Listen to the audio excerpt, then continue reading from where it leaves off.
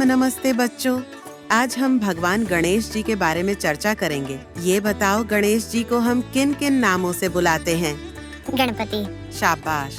विघ्नहर्ता, अरे वाह, वेरी गुड। एकदंत, बिल्कुल सही। अच्छा, ये बताओ, गणेश जी को एकदंत क्यों कहते हैं? कोई बात नहीं, मैं बताती हूँ। एक बार की बात है, माता पार्वती ने गणेश जी से कहा, बेटा, जब तक तुम्हारे पिता ध्यान कर रहे हैं, कोई भी भीतर न आने पाए। गणेश जी ने यह आज्ञा अपने प्राणों की तरह स्वीकार की। वे दृढ़ता से द्वार पर बैठ गए। भगवान शिव कैलाश पर्वत पर ध्यान कर रहे थे। उसी समय भगवान परशुराम वहां पहुंचे। परशुराम भगवान शिव के भक्त थे। परशुराम जी अपने गुरु भगवान शिव से मिलने आए थे ताकि किसी विशेष विषय पर मार्गदर्शन ले सकें। लेकिन जब वे द्वार पर पहुंचे तो देखा कि वहां गणेश जी पहरा दे रहे हैं। जब परशुराम जी ने अंदर जाने की इच्छा जताई तो गणेश जी ने विनम्रता से कहा, पिताजी अभी ध्यान कर रहे हैं, कृपया कुछ समय प्रतीक्षा करें। परशुराम जी क्रोधी स्वभाव के थे। उन्होंने कहा, मैं स्वयं भगवान शिव का भक्त हूँ, मुझे कोई नहीं रोक सकता। गणेश जी ने शांत स्वर में कहा, भक्त हों या देवता, माता पिता की आज्ञा मेरे लिए सबसे बड़ा आदेश है। यह सुनकर परशुराम जी का क्रोध और बढ़ गया। उन्होंने गणेश जी को युद्ध की चेतावनी दी।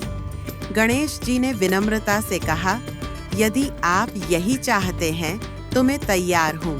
दोनों के बीच भयंकर द्वंद्व आरंभ हुआ।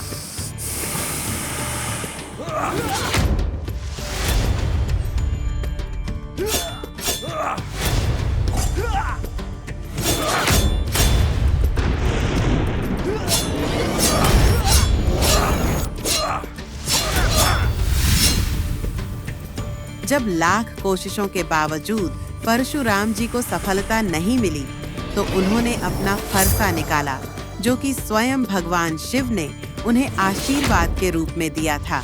गणेश जी ने सम्मान पूर्वक सोचा, यह फरसा तो मेरे पिता शिव जी का दिया हुआ है, मैं उस शस्त्र का अपमान नहीं कर सकता। इसलिए उन्होंने परशुराम जी के वार को बिना रोके सहन किया। वह फरसा उनके दांत पर लगा और उनका एक दांत टूट गया। परशुराम जी को अपनी गलती का एहसास हुआ। उन्होंने गणेश जी से क्षमा मांगी। गणेश जी ने कहा, आपने जो किया वह मेरा सौभाग्य है। यह फरसा मेरे पिता का वरदान है, उसका प्रहार भी मेरे लिए पवित्र है।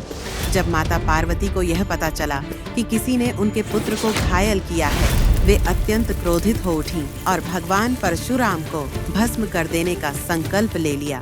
तब भगवान शिव ने उन्हें शांत किया और समझाया कि यह घटना एक दिव्य लीला थी, जिससे यह संदेश मिले कि धैर्य, आज्ञा पालन और क्षमा सदा सर्वोत्तम गुण हैं।